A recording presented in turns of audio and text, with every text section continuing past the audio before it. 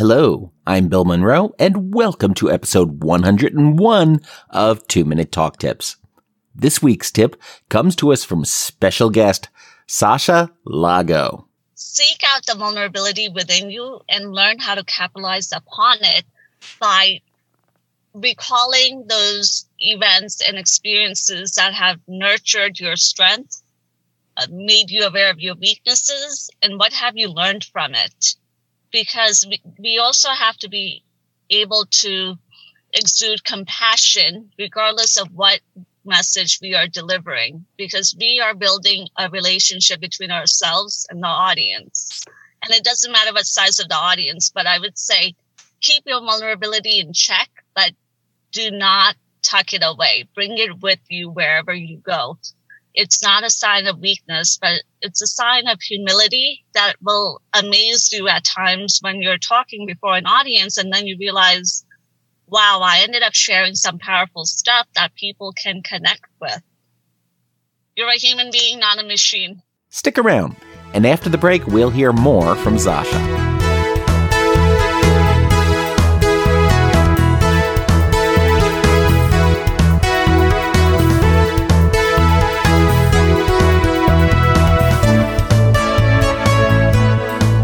Welcome back.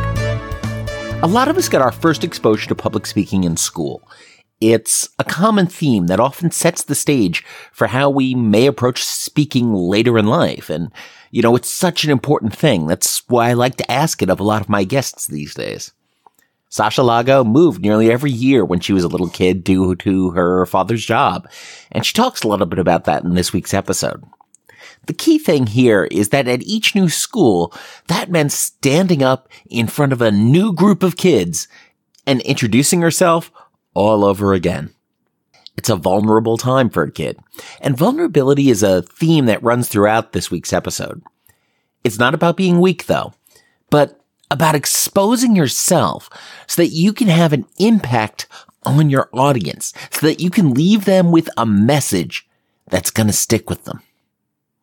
We cover everything from vulnerability to boundaries to 90-day plans to the importance of gratitude and forgiveness this week. Sasha Laghonh brings over 18 years of experience to the commercial and spiritual realm by working with private and commercial clients hosting diverse backgrounds and life endeavors. As a seasoned MBA professional, she also specializes in organizational and human behavior, which grants her a broad base from which to approach many topics.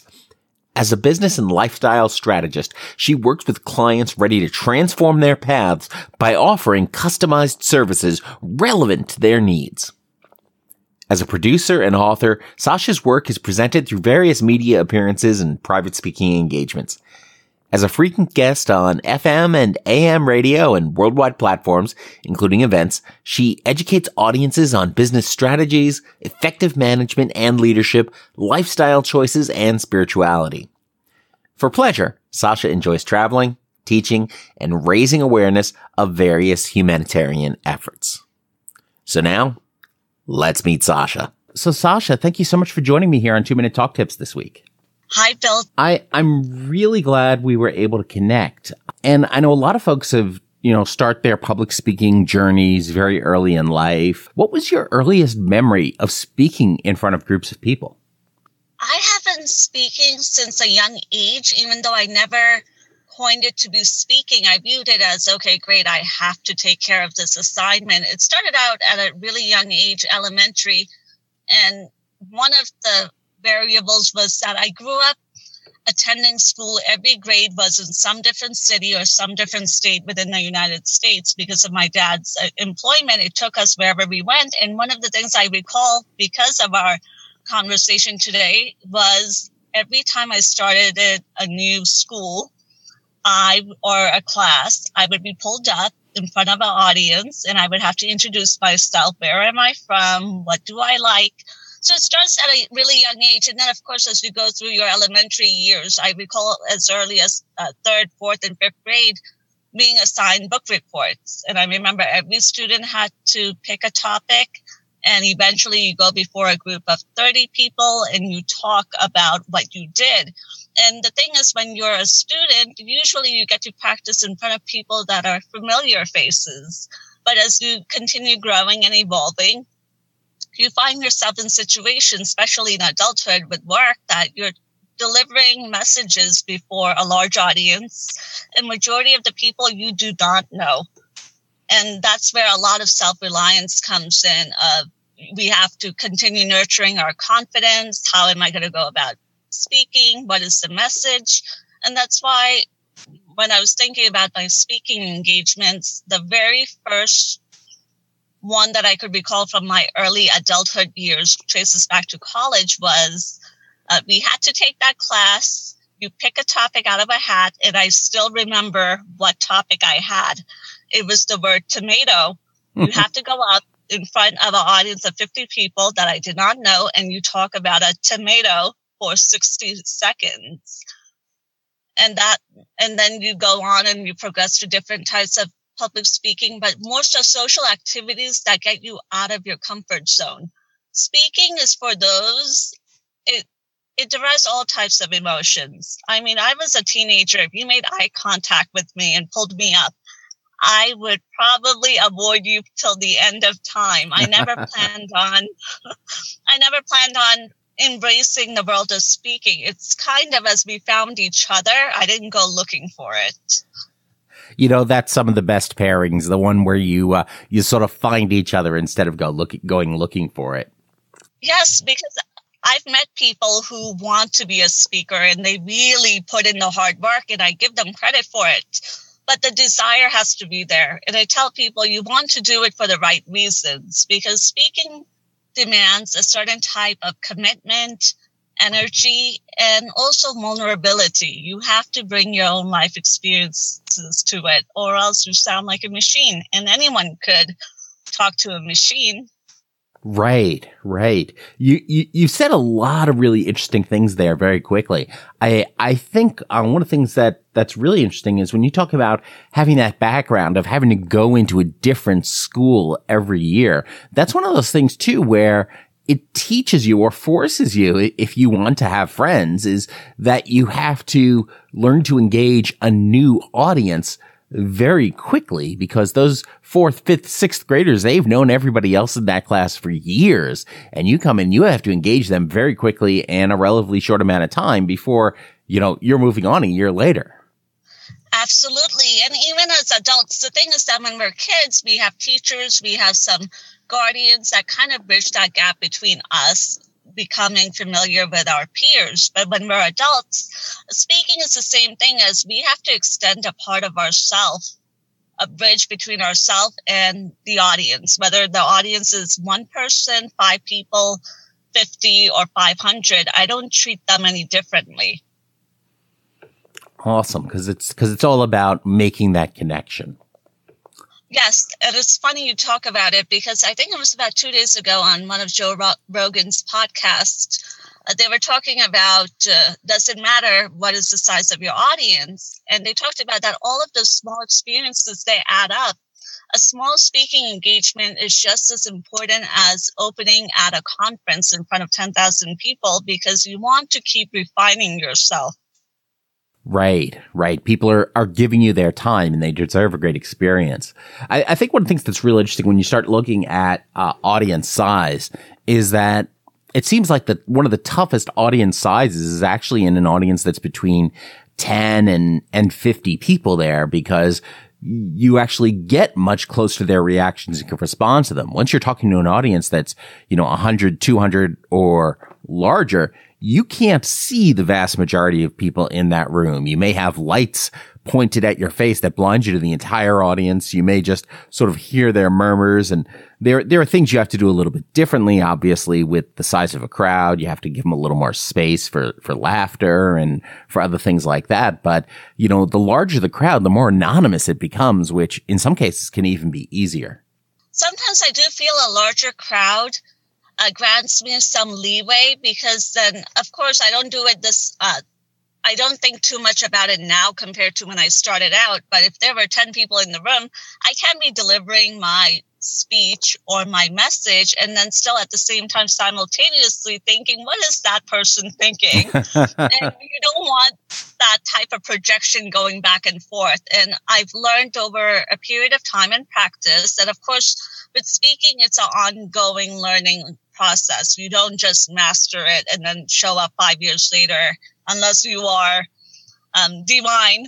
But to detach yourself from what people are absorbing or not absorbing, because I have to respect that whether I'm delivering a message to you or 500 people in a college auditorium, it is their choice whether they want to accept it, they want to engage, or if they even want to listen. As long as they follow the golden rule that if you're sharing time and space, we have to be civil. Right.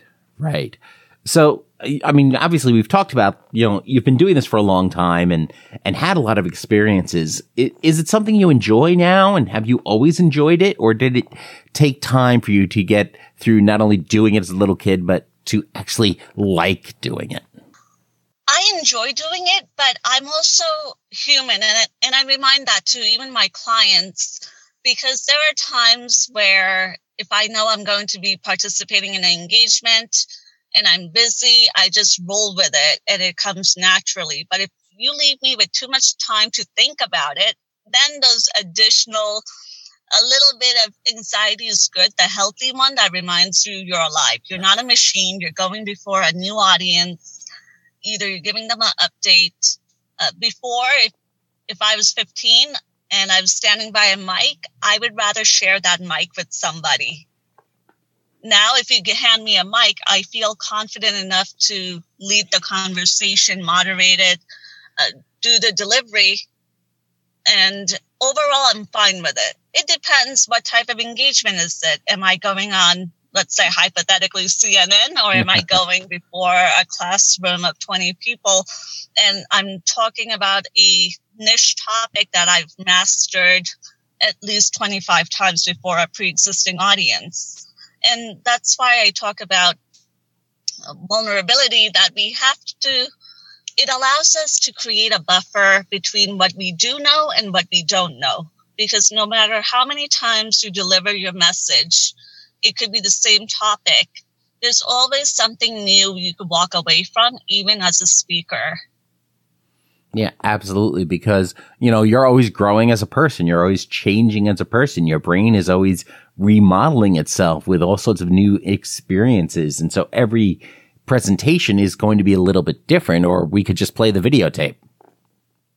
Yes. And that is why I tell people that there has to be a human essence that resonates from the speaker. Because when people, it's good to be refined and rehearsed. I mean, practice, we all have to. But then there's that other level of being so refined to the point of you're waiting for, okay, when will I know she's real or he's real? Right. I usually tell people not to memorize a talk, but to internalize it instead. So even if you're giving the exact same words, you're generating those words every time rather than pulling off a script from memory. Yes, that is something that I learned when I was working on my very first degree, that when you're starting out, you get a pass when you're a student, but as you go on, you don't want to be verbatim. You just want to have certain mental bullet points in your mind that when you go before, you make sure that you get your message across and not get overwhelmed by the audience. Because sometimes there are places where they want a Q&A ahead of time for a warm-up, and then you merge into your talk. Right. It's Q&A is always one of those interesting things. I always, I think generally it works best when you can go ahead and put the Q&A in the last quarter or last third of your talk. So you get through the bulk of what you want to do, give your audience some context for their questions they may want to ask. And then after your Q&A, you still have a few minutes to take it back and wrap up to make sure you land the message you wanted to land. And I have reached a point, and at least maybe it's the day I feel comfortable enough that if somebody were to ask me a question, I'm pretty forthright where I will let you know if I know the topic, if I could assist them. And if I don't know, I may make a few suggestions. Because sometimes when people start out, speaking, they feel that pressure of, okay, I could do the delivery part, but now I fear the Q&A because you don't know what type of question will get thrown at you. Most of them are appropriate. And then sometimes there's always that one person who just wants to throw a curveball and you might not be prepared for it. Right. Yeah. And you could tell when somebody is just wants to play stump the speaker. And yes, I don't know is always a perfectly valid answer and tends to shut down a lot of that stuff pretty quick. Yes. And again, with speaking, as in any other activity, when we're coexisting with an audience or any other person, boundaries are very important because it also lets the audience know, does this person have self-respect? Because you don't want to be a speaker where you walk into a room and you just get overwhelmed with all of the requests that come your way and the questions, and they start distracting you from why you're there. Exactly. And those boundaries are that are important are why you can display the kind of vulnerability you need to be really effective. Vulnerability is not viable without boundaries in place. Yes, because there are professionals in different fields where they feel that when they go about doing their work, they have to at all times exhibit confidence. Confidence is great. And I always tell people there's a difference between being arrogant and confidence. We need the confidence as a baseline to get us to what we need to do. And vulnerability does not negate confidence. I think vulnerability serves as a supplement to the confidence we bring to the table. That with vulnerability on a tangent, it's tied to humility. Because the moment we leave our humility behind, that's when we start attracting unnecessary, it could be hurdles or conflict in our work. Absolutely. So, with all of this stuff at play, knowing your material, being able to manage an audience, having the vulnerability, having the confidence, keeping all that in mind, as you go out to do a talk, what are you doing in the 5 minutes before you take the stage? I have a habit, and it's been since my teenage years, that if I have to go on a stage or perform anything, I will not eat or drink. That means that I will probably have already had my cup of water or tea time an hour before. And 5 minutes leading up to it, I do everything to just have that moment of silence and make sure everything is muted. That should not be unmuted. Even if you're at a live event, I've seen some things happen. And fortunately, I had my mouth shut, but yeah, you have to just do a sound check. Right. Absolutely. I find that airplane mode on my phone is a good way to make sure I remember to mute all of the different notifications. I've also seen in corporate environments where somebody goes up and starts to present material on their computer and they haven't muted their instant messaging software, and suddenly somebody's spouse chimes in, and that certainly makes for a memorable meeting, but perhaps not why the presenter intended when their spouse's message is then up on the big screen. Yes. And those are the few things that I often remind when I mentor new talents, those details that if you're using your personal or your professional laptop, be mindful before you do a presentation, whether it's a PowerPoint, WebEx, anything, because you don't know what will pop up. And the last thing you want is some compromising rhetoric between yourself and your friend talking about work popping up. Right. So as you're working with a lot of those newer speakers, and a lot of them, I imagine, are coming to you with speaker's anxiety and with those nerves about, being petrified about getting up on the stage and in front of folks. I mean, what do you tell them to do to help get past that? I always tell them, if you have a good relationship with yourself, you know yourself well, you know what you do well and your undeveloped strengths, be mindful of them and learn how to capitalize upon your weaknesses. Don't apologize for what you don't know, because give it time, you will know if it's pertinent to your work. I know usually friends and family love to give advice, but there are times where new talents are more vulnerable and they don't pay attention to where they take advice from, and it backfires in the workplace. And I tell them, do your homework, do your research. There's a lot of good information out there, but there's a lot of bad information. And listen to your gut, because your mind will always make excuses. If you're nervous, it will just heighten that anxiety and say, okay, this is why maybe you shouldn't go to work today, or I don't want to go to school today. And we have to override it. The same place where anxiety is derived from, it's also excitement. And I tell them, be the first one to go up and present. You'll get it out of the way. I used to be one of those people. Instead of waiting to be the 20th person, and the whole time you're fixated on the 19 people who can rush through it. That there are different techniques, but I tell people, have a good relationship with yourself. And it will not deter you from presenting before 5 people, a close friend, a stranger, and you become better. Because I'm in the people business, and I am surprised that even if I were to look back 15 years ago, I was not that socially engaged. And in order to be interesting, you also have to be interested. I was always interested in people, but I feel because of my work, there's more of that extroverted personality that has finally surfaced, and it feels natural. And you have to feel comfortable in your skin, because if you go up presenting, there are times where I really feel for the speaker. You could tell that they're nervous or they are distracted. Right. And when the audience sees that, their reaction is they feel bad for the speaker because they want the speaker to succeed. There are very few audiences out there that are calling for a speaker to fail. And especially if it's colleagues or folks you've met before, they want you to do well. They're cheering for you. They're supporting you. Yes, and support is a very important thing. That words of encouragement go a long way, just generally in life, but also when people take risks and being courageous. I think for anyone to go before any audience, that is courageous in my books, because it was not something that I sought out, but it found me halfway, and I took the interest in learning more about it.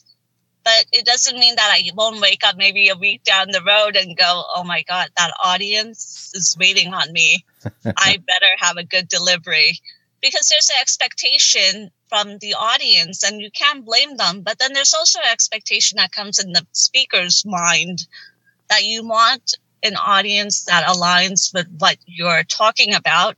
They're not just random bodies that were pulled off the street to meet a head count for a photo op.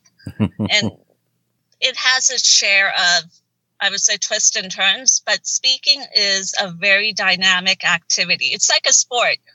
The more you practice, the better you'll become at it. Absolutely.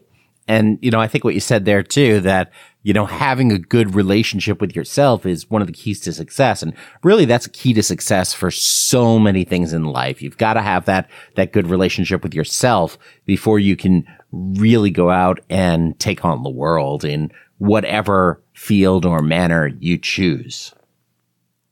Yes, because there are times where I will receive invitations and I'm very gracious regarding them, but I also know what things where I could bring more value, or where I feel another candidate might be a better choice for that respective party. That it's okay to screen your invitations and be mindful of it, because there's always someone else that's waiting in line for that opportunity. And I am a huge advocate for those that are starting out, just as much those that are seniors. Now and then they will seek me out, and I'm surprised, because usually when people, quote unquote, make it, you think as they're not out there seeking out more networking, more people. So it's humbling to know that someone is recognizing your work, and they're going to have feedback, they're going to have insights. And if you can't handle that, then you shouldn't be out on a public platform.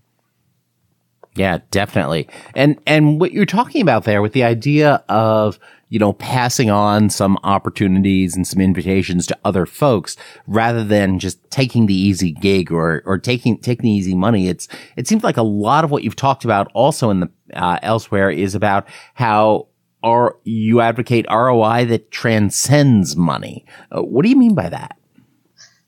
When I go into organizations or I get sought out for certain challenges that they have, typically business is measured through numbers and money.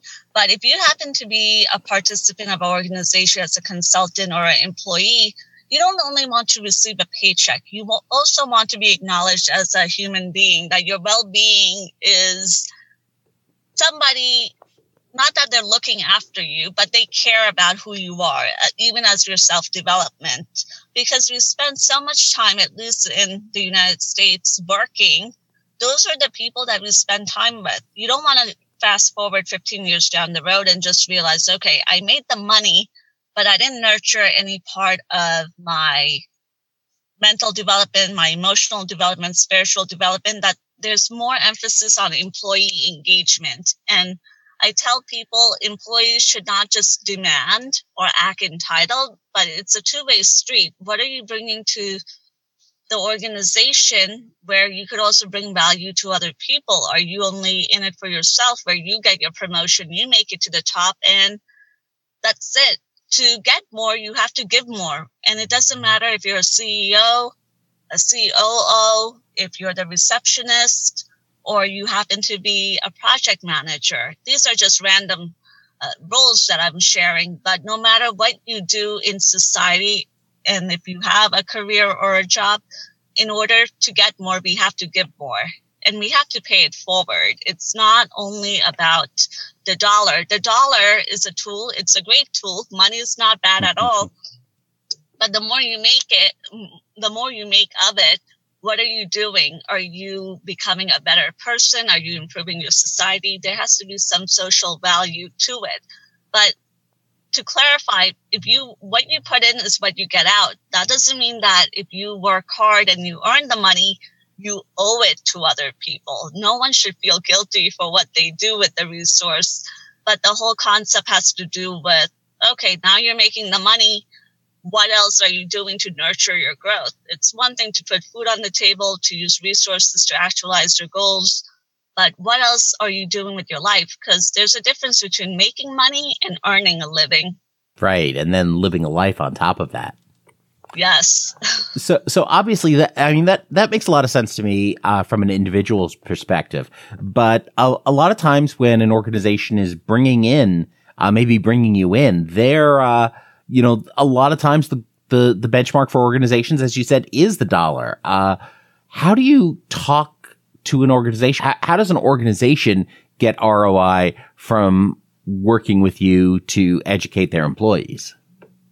There are different organizations, regardless of size and industry, sometimes they have challenges that are too deeply rooted. It could come down to ineffective management or a lack of leadership.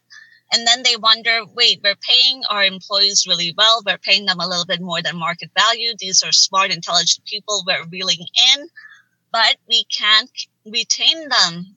There's something deeper happening. Why are people jumping ship even if you're compensating them well and the benefits are great? It also has to do with you need to perhaps infuse a healthy organizational work culture. Communication might be breaking down, that employees are not feeling heard or acknowledged. It's just, thank you for your hours. You clock in, you clock out. Here's your paycheck. And people are very mindful nowadays. It's not only about, I'm going to stick it out here for 10 years and I'm going to get my Rolex. Believe it or not, it was about 7 weeks ago, I looked at a classified and they were marketing that if you do your 10-year anniversary there, you're going to get a Rolex. And I found it to be amusing because I don't think anyone will fall for that. Yeah, exactly. Oh, sorry, we had to lay you off at 9 years, 11 months. But going back to your question, part of my appearance, how it helps organizations is that I have nothing to benefit from relaying the messages or the realities that they need to be mindful of. Because when people are there for too long or the high turnover is existing, people don't want to speak up. They're afraid of speaking up because if they happen to be the messenger, they're going to get shot. Right. And there's a lot at stake because people have many day-to-day obligations, and even employees know that where their bread and butter is coming from, that an objective source, regardless of who it may be in the field, when they go in, we get to spend some time there, diagnose what may be the causes, get to know the management better, observe the leadership, and then also notice what are some variables that are lacking that could definitely shift the barometer in the positive direction to get people to take interest in their work. Because people at times feel as, well, they appear as their victims, as I have to go to this job. Well, you chose that job. You have to take accountability. If you don't like it, then go find another job. Same goes for management. The management could be C-level executives. Either they're very bold in making decisions and they might not be good with timing of execution, or they might be really timid. They like their egos, they like their status, but they're not going to make any courageous decisions to ruffle anyone's feathers. They look at it as long as we're not going bankrupt and no one is suing us, we should be fine. And that is a very passive-aggressive way of running a place. And it doesn't allow for much future growth. It certainly doesn't nurture their growth when they come in with that attitude. So anything they can do to change that has got to be beneficial overall. I recall, because we're talking about speaking, it also ties into how you go about speaking. You have to remain relevant. You have to continue growing, whether you're an organization, you're part of management, or you are the employees or the consultants in the workforce. Because if you miss those trains that keep on coming to take you to your next destination, you can fast forward time and go, the opportunity never sought me out. You have to put in the work. Unfortunately, I've seen some managements that have grown complacent, and those are very bad horror stories to observe, because it just needs a ridiculous degree of shock to get everyone up and running to meet a common goal. So, obviously the organization has to keep moving. As speakers have to keep growing and to understand more and to learn and to grow and to become better and to become more effective. And it's always about just getting a little bit better every day. So what are you doing to nurture your own growth in your own career and self-development? I often share with my audience some new experiments that I run, whether they're behavioral experiments on myself or the environments that I frequent. One of the things that I've been doing for a few years, and I know some of my audience members have heard it a few times, has to do with the gratitude and the forgiveness journal. That has to do with self-development. Every day, I make a list of things that I'm grateful for, and every day, I forgive at least one person, thing, or event that I need to let go. And it definitely refines your perspective and your mindset on the type of opportunities and abundance that you attract. Now, it might sound a little bit touchy-feely, but it does take discipline to do it every single day. I've been doing this for a few years, and it has been a blessing in disguise that it has also opened up avenues for people to invite me to go and speak before audiences that I probably wouldn't have considered, but I've also grown over the past several years by being introduced to people. That's one of them.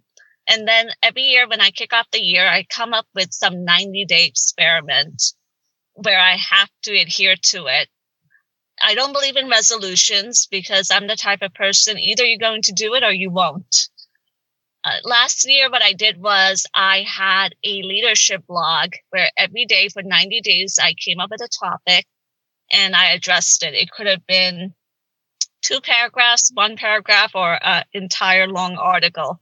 Yeah, and that's really interesting too. I've heard a lot of other speakers have talked about the power of gratitude and keeping track of things that you're thankful for. And I've started doing that, and it's really powerful when you look down the road, 3 months, 6 months, a year down the road, and suddenly you have this list of all of these things that you've been thankful for. And it's really one of the things when you think the world is coming down on you, and then you look at this long list of all the stuff you're thankful for. That has a lot of power. But this is the first time I've heard of somebody keeping a forgiveness list or making that kind of practice of forgiveness, and I think that's really interesting. Yes. So at the end of my gratitude list, I season it up with anything, anyone, it could be even as a person who probably cut me off in traffic. Forgive that stranger. Let it go. And the whole point of forgiveness is that it's not about the offender or the perceived offender, because half the time when people walk around life, they're still waiting for an apology for some serious offenses, and they're never going to get that apology, because they think that they are owed that. And we need to learn how to let go. And the moment we start dropping all of that baggage, some people show it, it's visible. And with others, it's more invisible, but you could feel it energetically. Life starts going smoother. With the amount of bad days that I've had have exponentially dropped since I've been doing these journaling and meditation activities in the past few years. Because it also comes down to accountability. I can control myself. I can't control life around me, but to a degree, I could be more disciplined in how I react to things around me. And that dictates a lot about how we perceive things in our life, how others around us perceive us. You want to be that source of pillar where people can rely on you and look up to. And when they think of your name, hopefully they think that this is a positive person. I like being around that individual. And when I teach other people self-development, of course, before I relay that, I have to work on myself. So I'm growing with my audience. I'm not on a throne telling them what to do. Excellent. Excellent. So, Sasha, if folks want to know more about you and what you're up to, where should they go?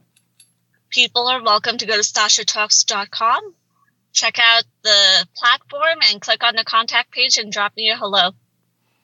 Awesome. Awesome. And we'll have those links over at 2minutetalktips.com/Sasha as well.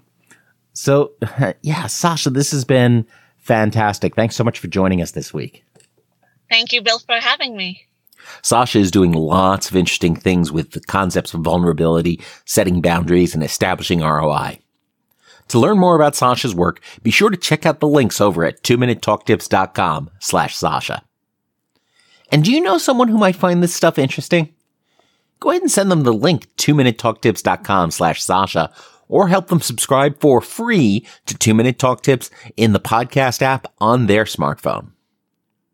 Come back next week to hear from former pro baseball player and now life mapping expert, Tim Pahuta. I'm glad you started with the storytelling, because when you're out talking to people, and I'm sure you know from sales, the old adage of people buy things from people they know, like, and trust. People don't tend to know, like, or trust people who they don't understand. And the best way to help people understand you is to tell them stories about your life. And of course, as always, don't get best, get better. Thanks a lot. I'm Bill Monroe, and I'll talk to you next week.